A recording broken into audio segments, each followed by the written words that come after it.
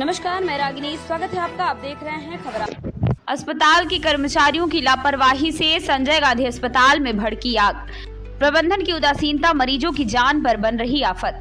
संजय गांधी अस्पताल प्रबंधन यहां आने वाले मरीजों की सुरक्षा को लेकर कितना लापरवाही बरत रहा है, ये बात तब निकलकर स्पष्ट हुई जब अस्पताल के शिशु रोग विभाग के एनआईसीयू में अचानक आग भड़क गई। देखते ही देखते पूरे वार्ड में धुआं फैल गया, क्योंकि उस वार्ड में 8 मासूम बच्चे भर्ती थे जिनका इलाज चल रहा था। भयावह स्थिति को भांपते हुए परिजन अपने मासूमों को कलेजे से चिपकाकर वार्ड से भागने लगे। गनीमत यह रही कि घटना की जानकारी मिलते ही वार्ड में तैनात डॉक्टरों, सुरक्षा कर्मियों और चिकित्सालय की फायर टीम ने बिना वक्त गवाए त्वरित कार्रवाई शुरू कर दी।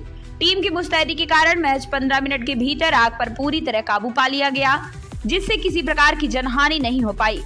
इसके पहले भी अस्पताल में कई बार शॉर्ट सर्किट की घटना घटित हो चुकी है, उसके बावजूद अस्पताल प्रबंधन इससे सीख नहीं ले रहा है।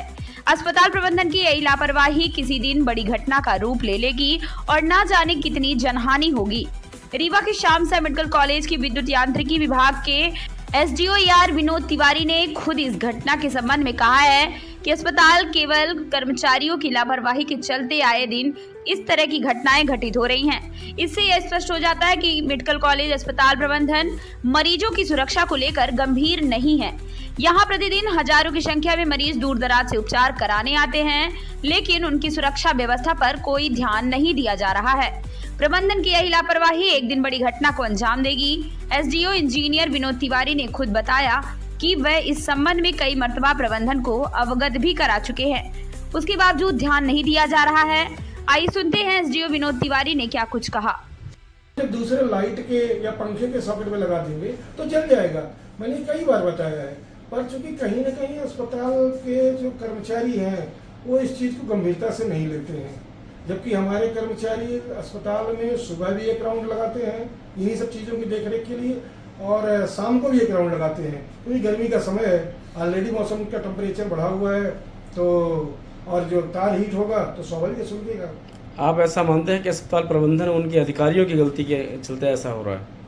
अधिकारियों को तो नहीं बोलूँगा, जो वहाँ कर्मचारी हैं, चाहे वो एसी मेंटेनेंस के हों या जो उस वार्ड में कार्य कर रहे हैं, नर्स हो गए, वार्ड बॉय हो गए, जो भी है, तो वो अपनी सुविधाओं को ज़्यादा तरजीह देने के लिए किसी भी प्रकार से एसी का चलाना, एसी को बंद नहीं करते हैं, 24 आवर्स उसको चला के रखते हैं।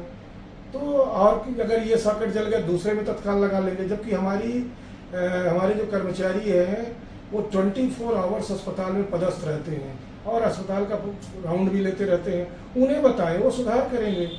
कहीं ऐसा तो नहीं हो सकता कि जैसे गर्मी का माहौल है, चारों तरफ एसी, कूलर, पंखे सब चल रहे हैं और कम क्वालिटी के वहाँ जो सॉकेट हैं, वायरिंग लगी हैं और ओवरलोड पड़ा हो? क्या है, जो अस्पताल की वायरिंग है वो 2 प्रकार से है। एक है लाइट की वायरिंग, जिसमें सामान्यतः पंखे, ट्यूबलाइट और जो सामान्य मशीनरी उपकरण होते हैं इनके होते हैं।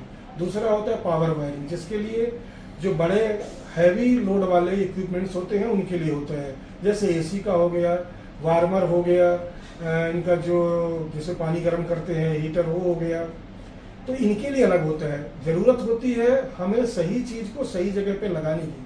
जब हम गलत जगह पे लगाएंगे तो स्वाभाविक घटना घट जाएगी। अब अस्पताल प्रबंधन द्वारा यही सब लापरवाहियाँ उनके कर्मचारियों द्वारा की जाती है, न कि किसी अधिकारी द्वारा। इसके पहले भी ऐसी घटना घट चुकी है, इसी वजह से थी। अभी जैसे एक आपको बता दें, बड़ी छोटी घटना है और बहुत बड़ी बात है। मेडिकल कॉलेज में डीन के चेम्बर के लिए जनरेटर आया कहीं से। उस जनरेटर को किसी बाजार के आदमी से बुला करके उन्होंने कनेक्शन करवा दिया। कनेक्शन कराने के बाद जब जनरेटर चला होगा, अब क्या स्थितियाँ थी तो उस समय मैं था नहीं, हमारे ट्रांसफार्मर से एक केबल जल गई और फ्यूज मार दिया। मैंने कहा कि भाई इसको BMPV को फ़ोन किया, उन्होंने आके जोड़ा, पर मैंने अपने कर्मचारी को कहा ढूंढो, कहीं ना कहीं इसमें शार्ट है, कहीं ना कहीं से फॉल्ट है। ढूंढते ढूंढते जब पहुंचे तो देखे तो जनरेटर का केबल उससे जुड़ी हुई थी, जबकि जनरेटर के केबल को जोड़ने के लिए चेंज ओवर की जरूरत होती है, चेंज ओवर लगाया ही नहीं गया।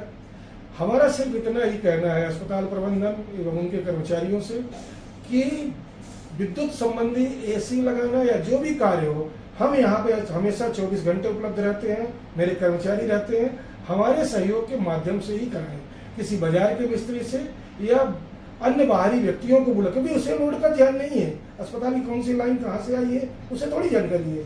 ये तो हमारे जो कर्मचारी काम कर रहे हैं, हम कर रहे हैं, हमें पता है। तो इस चीज़ को जरूर सुनिश्चित करें तो ऐसी कोई घटना नहीं घटेगी, अन्यथा किसी दिन बड़ी विकराल स्थिति निर्मित हो जाएगी।